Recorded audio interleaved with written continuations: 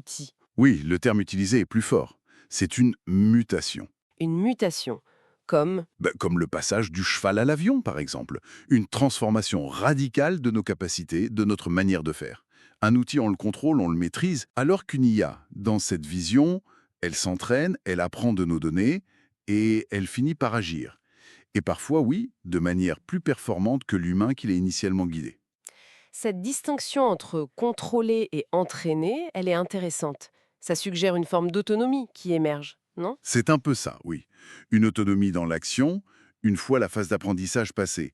Et du coup, l'analyse propose qu'on pourrait voir émerger deux types de réactions ou de groupes.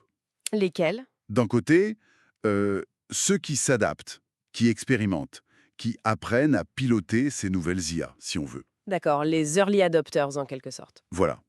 Et de l'autre, ceux qui ignorent le phénomène, qui le minimisent ou qui y résistent carrément. Avec un rappel historique un peu implicite, dans les grandes révolutions technologiques, ceux qui ont su prendre le train en marche ont souvent eu un avantage, non? Tout à fait. Donc le message, ce serait moins attention danger, l'IA arrive, que comprenez ce qui se passe, collaborez, orientez, C'est un appel à l'action finalement? précisément.